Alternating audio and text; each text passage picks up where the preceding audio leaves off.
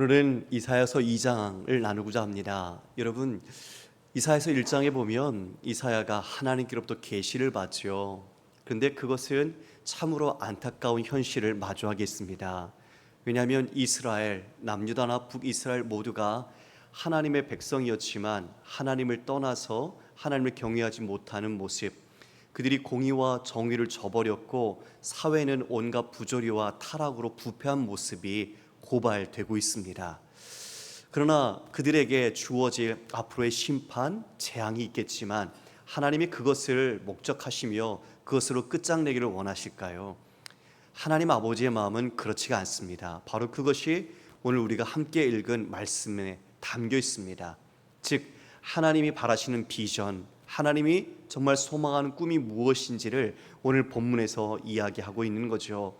그것이 무엇일까요? 다시 우리가 함께 그 말씀 속에서 아버지의 뜻을 확고히 붙잡는, 그리고 그 뜻에 우리 모두가 부르심 받은 대로 순종하는 은혜가 있기를 간절히 소망합니다. 1절 말씀을 보니까요, 아모스의 아들 이사야가 받은 바 유다와 예루살렘에 관한 말씀이라. 아모스의 아들 이사야가 이제 유다와 예루살렘에 관한 계시, 환상을 받은 거죠. 하나님께서 주신 겁니다. 유다와 예루살렘에 관한 것이었어요. 그것이 어떤 내용입니까? 여러분, 우리 2절 함께 한번 읽어볼까요? 시작. 말일에 여호와의 전의 산이 모든 산 꼭대기 위에 굳게 설 것이요 모든 작은 산 위에 뛰어나리니 만방이 그리로 모여들 것이라. 말일에라고 말하고 있네요. 말일에, 어떤 감추어진 날인데 아직 도래하지 않았지만 하나님의 뜻이 펼쳐질 날이죠.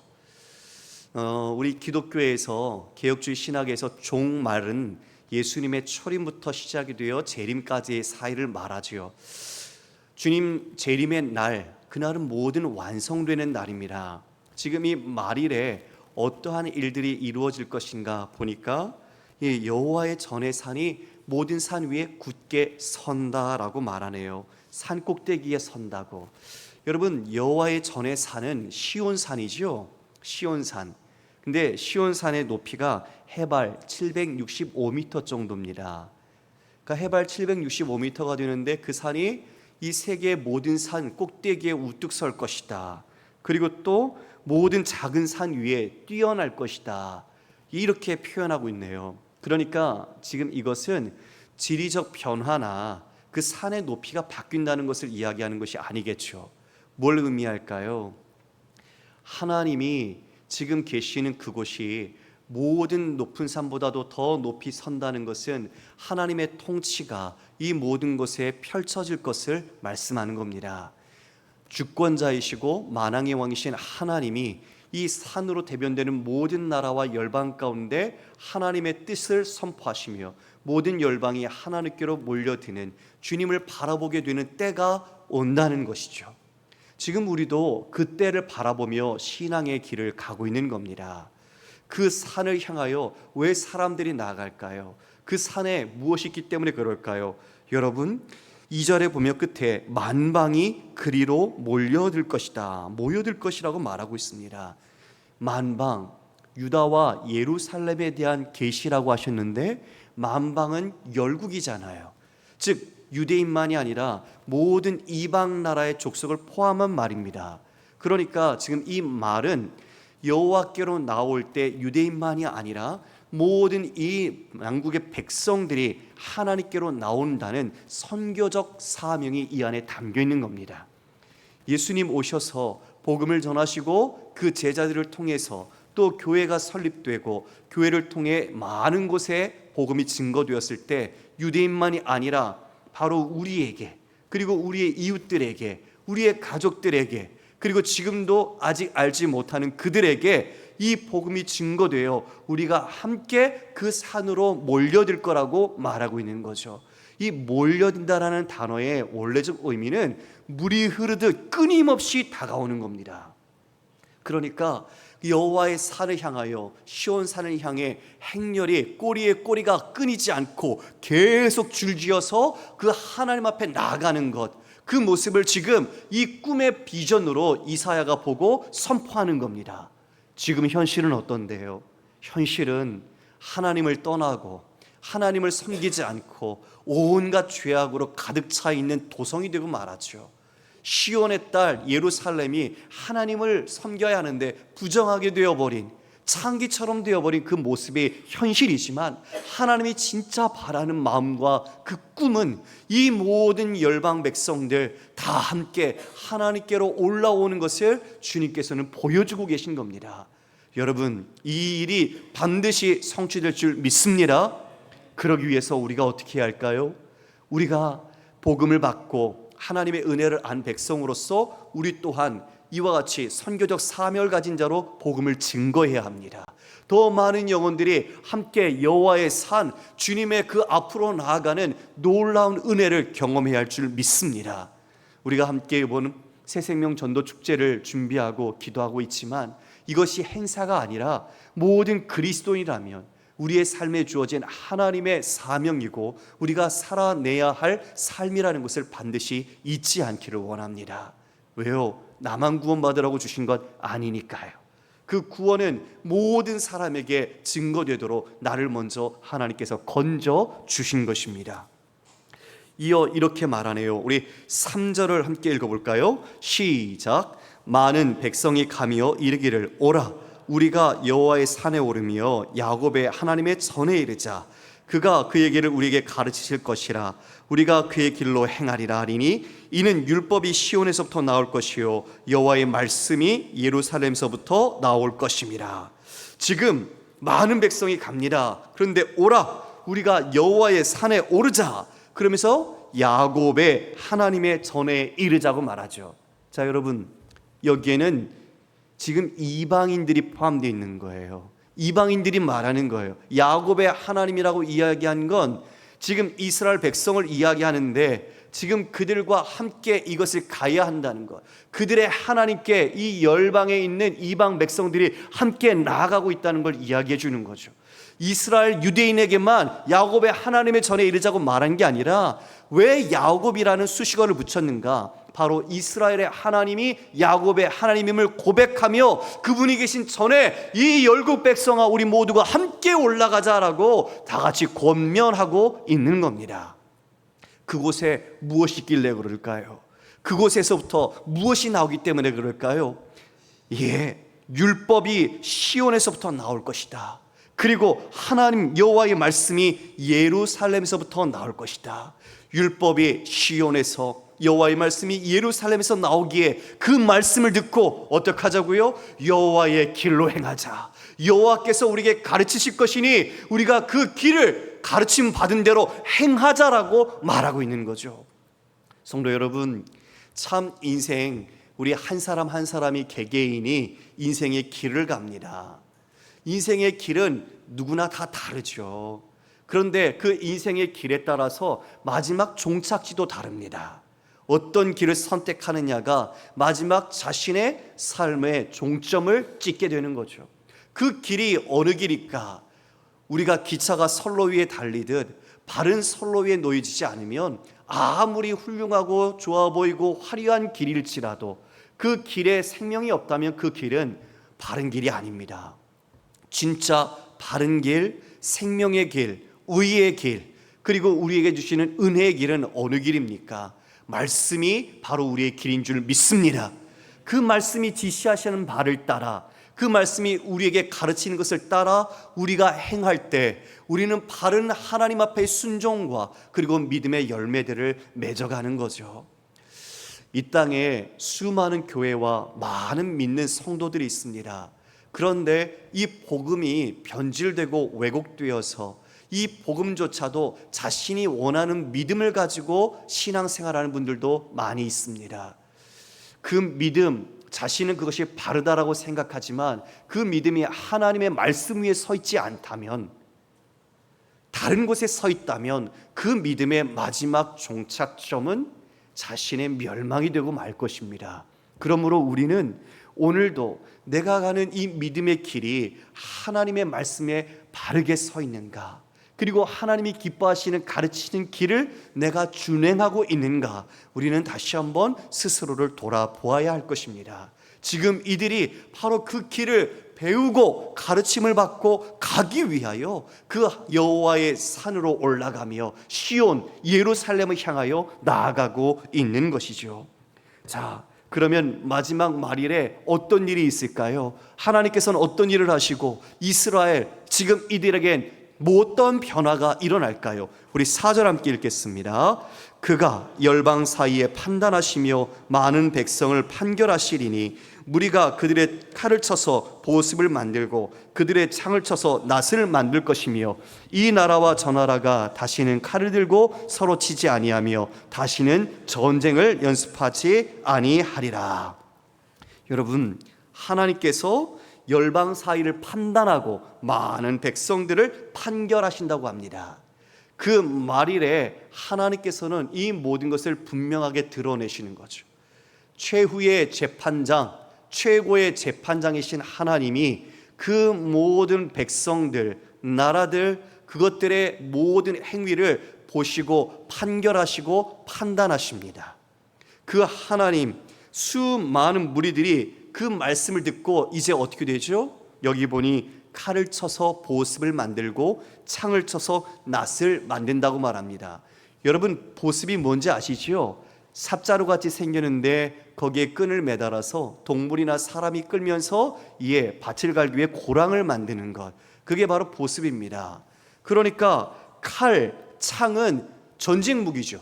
사람을 죽이고 전쟁에서 이기기 위하여 만든 수단입니다. 그런데 그것들을 다시 쳐서 뭘 만들죠? 보습을 만들고 그리고 낫을 만들어요. 여러분, 보습과 낫은 농기구잖아요. 무언가 식물 그리고 우리가 먹을 거리를 재배하기 위하여 그 필요한 도구들입니다. 전쟁이 무엇입니까? 여러분, 전쟁, 사람들 이 땅에서 그 각국의 군사력을 강화하고 있죠. 지금 우크라이나나 러시아가 전쟁을 하면서 그 주변 이웃뿐만 아니라 많은 나라들이 자국의 국방력을 강화하고 있습니다. 우리나라도 국방비로 수많은 돈을 지출하고 있지 않습니까? 왜요? 평화를 지키기 위해서 그렇죠. 국민의 재산, 생명, 그 자신의 그 모든 방위를 하기 위하여 그와 같이 노력하고 있는 겁니다. 그런데 그것들이 다 무기입니다. 최첨단 무기, 최고도로 발전된 과학 기술을 가지고 수많은 사람을 정확하게 죽이는 무기를 개발하고 있는 거예요. 더 정확하게 죽여야 하고 한 번에 많이 죽여야 전쟁에서 승리하니까 그런 대량 학살 무기들이 지금 최첨단의 기술로 만들어지고 있는 겁니다. 평화가 있습니까? 평화를 지키기 위해서 더 많은 미사일, 전차, 무기들을 가지면 평화를 지킬 수 있을까요, 여러분? 그것이 진정한 평화일까요? 불안하고 두렵고, 그래서 다른 나라보다 더 많은 핵을 가져야 한다고 말하고 더 많은 군사력, 병력을 가져야 한다고 말하고 있죠. 이 땅의 평화의 기초는 인간의 힘, 군사력, 이것들을 기초로 우리가 평화를 만들고 있는 겁니다. 사랑하는 교우 여러분, 진정한 평화가 어디에 있을까요? 참된 평화는 과연 어떻게 이루어질까요? 주님이 이와 같이 그 보습을 만들고 낫을 만들고 그들이 다시는 칼을 들고 서로 치지 않는다. 다시 그들은 전쟁 연습을 하지 않는다. 군사훈련을 하지 않는다고 말합니다. 왜요? 그 평화가 어디 안에서 이루어진 겁니까? 하나님 안에서. 하나님께서 그 모든 것을 판단하시고 판결하시며 그 모든 나라 위에 우뚝 서시니 더 이상 자신의 인간의 힘으로 안위를 지키고 서로를 향하여 죽이는 그 전쟁과 무력이 사라집니다. 그래서 그 농기계를 만들어서 오히려 사람 살리는 일을 하는 거죠. 더 많은 사람을 먹일 수 있는 농기구를 만들어 사람과 화평을 누리는 것입니다. 이 땅에 전쟁이 사라지고 이 땅에 다시 눈물이 없고 이 땅에 다툼과 시기가 없어지는 것 어디 안에서 되죠? 하나님의 안에서. 하나님의 말씀과 통치가 이 땅 가운데 확장되고 실천될 때 그 안에 하나님의 진정한 샬롬이 이루어지는 것입니다. 계시록 21장 4절 말씀입니다. 우리 함께 읽겠습니다. 모든 눈물을 그 눈에서 닦아주시니 다시는 사망이 없고 애통하는 것이나 곡하는 것이나 아픈 것이 다시 있지 아니하리니 처음 것들이 다 지나갔음이러라. 여러분, 눈물 날 일 많지요. 서로가 원망하고 복수하고 그것이 끝이지 않고 계속 되풀이됩니다. 원한이 쌓이고 마음속에 복수가 더 생기게 되죠. 그 모든 아픔들, 질고와 병과 우리의 삶에 있는 그 죄악으로 인한 모든 고통들, 그 눈물을 닦아주신다. 다시는 사망이 없다, 죽음이 없습니다. 우리는 더 많은 적군의 군사력을 죽여야 승리한다고 외치죠. 그러나 더 이상 죄로 인하여 우리 안에 있는 인간의 사망이 없고 애통하는 것이나 곡한 것이나 아픈 것이 다시 있지 아니하리니 처음 것들이 다 지나갔다. 여러분, 이것이 계시록에서 오늘 여호와의 산에 오르는 그 모습 속에 이루어질 하나님 나라를 이야기해 주고 있습니다. 더 이사야서 11장 6절 이하의 말씀은 무엇이라고 하나님 나라를 이야기해 줍니까? 그때에 이리가 어린 양과 함께 살며 표범이 어린 염소와 함께 누우며 송아지와 어린 사자와 살찐 짐승이 함께 있어 어린아이에게 끌리며 암소와 곰이 함께 먹으며 그것들의 새끼가 함께 엎드려지며 사자가 소처럼 풀을 먹을 것이며 젖먹는 아이가 독사의 구멍에서 장난하며 젖된 어린아이가 독사의 굴에 손을 넣을 것이라. 내가 거룩한 산 모든 곳에서 해됨도 없고 상함도 없을 것이니 이는 물이 바다를 덮은 같이 여호와를 아는 지식이 세상에 충만할 것임이라. 여러분, 마지막 절을 보십시오. 내가 거룩한 산 모든 곳에서, 시온산이죠, 율법 하나님의 말씀이 선포되는 그 모든 곳에서 이제는 해함도 없고 상함도 없을 것이다. 물이 바다를 덮은 같이 바로 이 모든 세상 속에 여호와를 아는 지식이 충만할 때 하나님의 평화, 하나님의 진정한 샬롬이 이 땅 가운데 성취되는 것입니다. 그러므로 여호와를 아는 지식에 우리는 힘쓰며 그것을 위해 복음을 전해야 하는 것이죠. 과학기술이 발달하면 뭐합니까? 여러분, 눈을 뜨십시오. 경제가 발전하면 뭐합니까? 경제가 어렵다, 경기가 어렵다 말 많이 하지요. 그런데 여러분, 우리가 사는 것 돈 필요합니다. 그러나 돈이 전부는 아닙니다. 우리 계속 해마다 경기가 좋았다는 이야기를 들어본 적이 거의 없습니다. 매년 안 좋아지죠. 그런데 실제로 그랬습니까? 더 많은 것들을 누리며 부유한 삶을 살고 있습니다. 더 편리한 삶을 살고 있습니다. 그런데 그 편리한 삶, 경제적으로 잘 살게 되었는데 여러분, 어떻습니까? 사회는 어떻게 더 깨끗하고 투명하고 더 범죄가 사라지고 더 정직하고 더 신뢰 있는 사회가 되어 갑니까? 어떻습니까? 돈 많아서 더 많은 것들을 배불리 먹고 좋은 것들을 누릴지 모르지만 인간의 죄성이 해결되지 않으면 근본적으로 그 모든 것들이 바뀌지 않습니다. 여러분, 이것을 아셔야 됩니다. 우리 자신이 바뀌지 않는 한 아무리 우리의 환경이 좋아질지라도 그 환경을 사용하는 인간 주체의 죄성이 그 모든 것들을 부패하고 타락하게 사용한다는 겁니다. 그래서 우리가 예수 그리스도의 본성, 주님의 사람으로 거듭 태어나야 우리 모두에게 진정한 통치와 하나님의 평강이 임하게 되는 것이죠. 하나님을 떠난 삶에는 참된 생명과 평안이 없습니다. 5절 말씀 우리 함께 읽어볼까요? 시작. 야곱 족속아 오라, 우리가 여호와의 빛에 행하자. 야곱 족속을 부르네요. 누가 부르는 거예요? 이방인들이. 야곱 족속아 오라, 우리가 여호와의 빛에 행하자.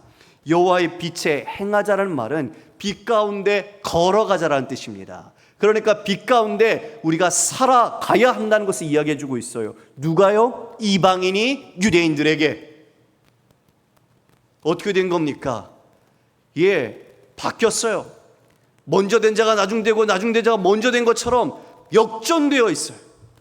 하나님의 백성이라고 자신의 믿음의 명분을 갖고 있으면서 자랑했지만 도리어 지금은 오히려 이방인들이 이렇게 잘 믿고 있는데, 이방인들이 이처럼 더 신실한데 어찌 너희들이 이럴 수 있어? 같이 야곱 족속아 우리가 여호와의 빛에 행하자, 그 빛에 함께 나아가자, 이방인들이 외치고 있는 겁니다. 주의 백성들이 외치지 않으면 돌들이 부르짖을 것이라고 정말 말씀하신 것처럼 우리 모두가 정말 이 이방인들, 수많은 믿지 않는 넌 크리스찬들을 향해서 우리가 여호와의 빛에 행하자고 우리가 권하고 초청하고 함께 손잡고 걸어가야 할 것입니다. 주께서 왜 그와 같이 야곱 족속이 여호와의 빛에 행하도록 지금 이러한 현실이 되었습니까? 하나님께서 야곱 족속을 사랑하지 않아서 그렇습니까? 아니요. 이스라엘 백성이 하나님을 떠나고 다른 것을 섬겼기 때문입니다. 하나님의 선민이라고 자랑했지만 하나님을 떠났고 형식적으로만 하나님을 섬기는 척하면서 실제적으로는 수많은 우상들을 경배했기 때문입니다. 지금 시대에는 우리가 만들어 놓은 조각물을 섬기진 않죠.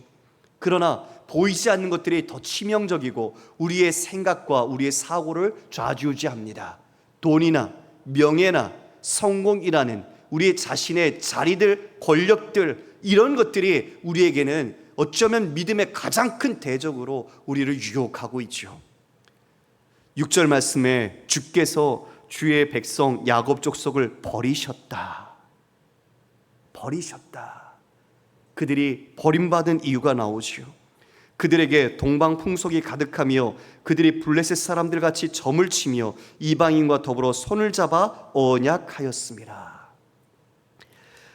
야곱 족속이라는 참 좋은 이름, 그리고 하나님께 주신 은혜의 백성들이었지만 그들이 동방풍속, 아수르를 비롯한 이방 백성들의 우상 숭배를 했습니다.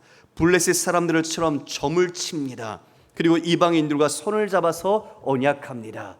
하나님의 언약 백성이 이방인들과 손을 잡고 언약을 하며 그들에게 휘둘리고 있는 것입니다.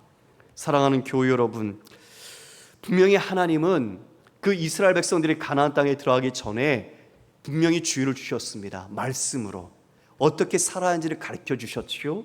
그리고 왕도 어떻게 행해야 되는지를 분명히 가르쳐 주셨습니다. 그런데 그들이 말씀을 버렸습니다.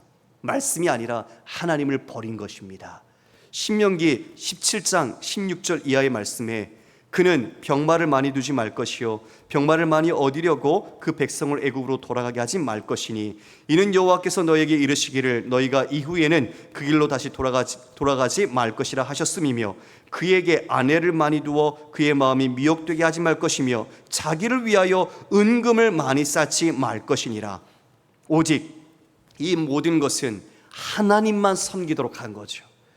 병마, 그 병거, 은금, 이것으로 너의 힘을 삼아서 네가 살아가는 기초로 삼지 말고 오직 하나님만을 의지하는 백성으로서 이 말씀 가운데 살도록 하신 겁니다. 그런데 이 말씀을 버린 거죠.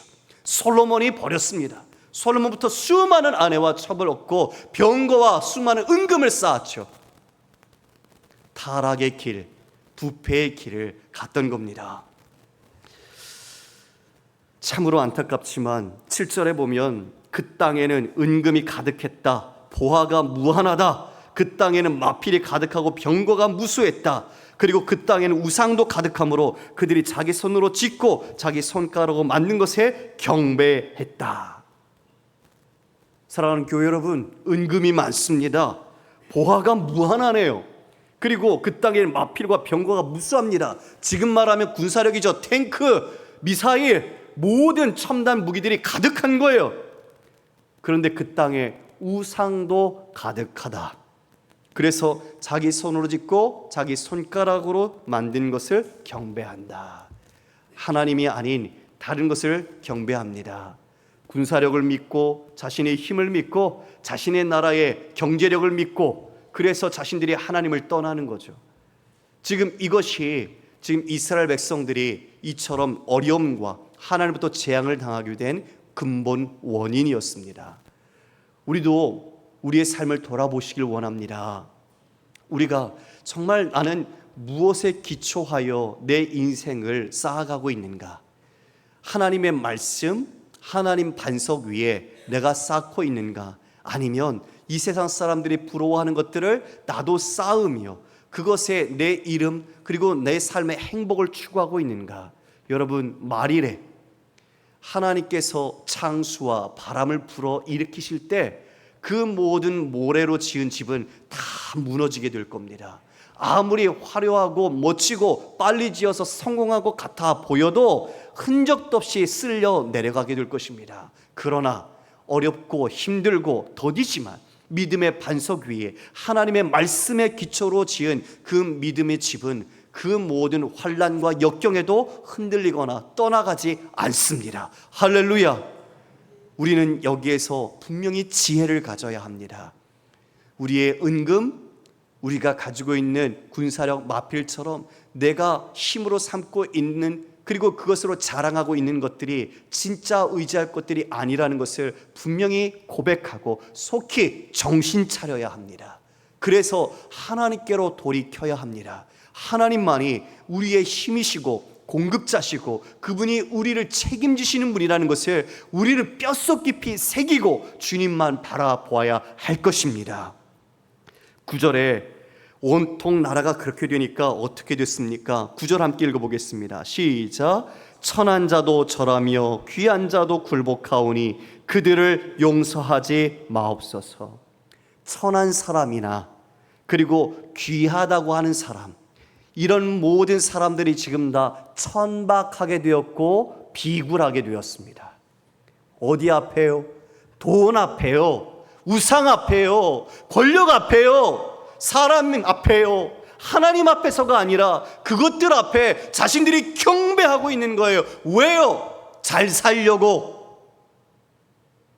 여러분, 진짜 잘 사는 것 우리가 무엇인지 깨달아야 하지요. 우리에겐 내일의 생명이 담보되어 있지 않아요. 하나님이 선물로 주셔야 살아가는 삶이에요. 그런데 오늘 우리가 무엇을 쌓고 무엇을 더 내 주머니에 넣으려고 살아갑니까? 오히려 이 수위에는 주머니가 없어요. 가져갈 수 있는 것이 없단 말입니다. 우리는 오직 정말 하나님이 마지막 보시는 것은 믿음뿐이죠. 금과 같은 정금 같은 믿음, 그것이 우리에게 있느냐, 이것이 우리의 삶의 마지막 결정이 되는 순간인 것입니다. 그들 모두가 다 이렇게 비굴합니다. 돈 벌려고, 돈 쌓으려고, 더 많은 것 다른 사람보다 능력을 드러내기 위한 것처럼 이같이 비굴한 삶을 살아가고 있습니다. 마지막 그들의 모습이 어떻게 됩니까? 10절 11절 말씀입니다. 너희는 바위 틈에 들어가며 진토에 숨어 여호와의 위엄과 그 광대하심의 영광을 피하라. 그날에 눈이 높은 자가 낮아지며 교만한 자가 굴복되고 여호와께서 홀로 높임을 받으시리라. 여호와의 날에 주님의 그 위엄과 광대하심의 영광을 두려워하여 그 모든 악한 자들은 숨습니다. 피합니다. 그리고 아주 큰 역전 현상이 일어나죠. 11절에 눈이 높은 자, 교만한 자지요, 그런 자가 굴복될 것이다.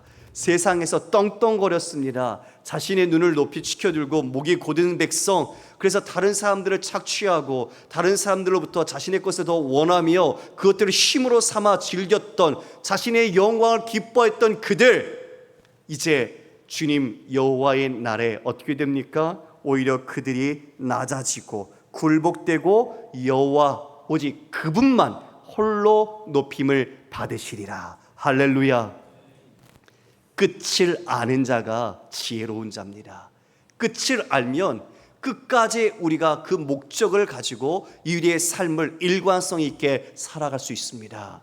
사랑하는 성도 여러분, 우리의 모든 삶의 마지막 주님 오시는 그날을 기억하십시오. 그리고 바라보십시오. 오늘 그날 이 세상에서 우리를 힘들게 하고 환난을 주었던 자들은 환난을 당할 것이고 오히려 그들은 낮아질 것이고 우리가 그들 앞에 비굴하게 굴 이유조차도 없다는 것은 바로 우리의 주되심이 하나님이 우리의 왕으로서 그 모든 것을 판결하심을 알기 때문입니다. 그러므로 여러분 믿음으로 담대하십시오. 우리가 그리스도인으로서 정말 믿음의 기계를 가지고 여러분 모든 삶에 마주할 때 당당하게 복음을 전하시고 하나님의 말씀을 선포하십시오. 말씀을 정리하겠습니다. 이 땅의 진정한 평강, 그것은 여러분 우리의 이 세상의 힘, 무기로 되어지지 않습니다. 하나님의 말씀, 여호와의 빛에 행하자. 주님 오셔서 말씀하셨죠. 너희는 세상의 빛이다. 그리고 말씀하셨습니다. 또한 시편 119편 105절에 주의 말씀은 내 발의 등이요 내 길의 빛이라고 하셨죠. 여러분, 우리는 예전엔 어둠에 있었지만 이제는 빛의 자녀입니다. 그래서 우리는 빛 가운데 행하는 자들임을 믿으시길 바랍니다. 그 빛은 어둠을 물리치며 빛은 자신을 밝혀서 그 모든 어둠에 있는 사람들이 바른 길을 가도록 인도해 줍니다. 그 빛은 누구십니까? 바로 우리 주 예수 그리스도십니다. 그리고 주님께서 하신 말씀입니다. 빛이 이 땅에 비추었을 때 사람들이 그 빛을 영접하지 않았고 그 어둠이 빛을 깨닫지 못하고 있는 형국, 지금 이 시대도 동일합니다. 그러므로 바로 저와 여러분 모두가 우리가 주님의 빛된 자녀로서 이 세상에 나가서 주님의 빛을 밝혀 여전히 어둠에서 헤매고 있는 수많은 영혼들이 오라, 우리가 여호와의 빛에 행하자. 우리가 함께 권면하고 손붙잡아 그들과 함께 복음의 길을 아름답게 걸어가는 우리의 모든 일생이 되기를 주님의 이름으로 축원합니다.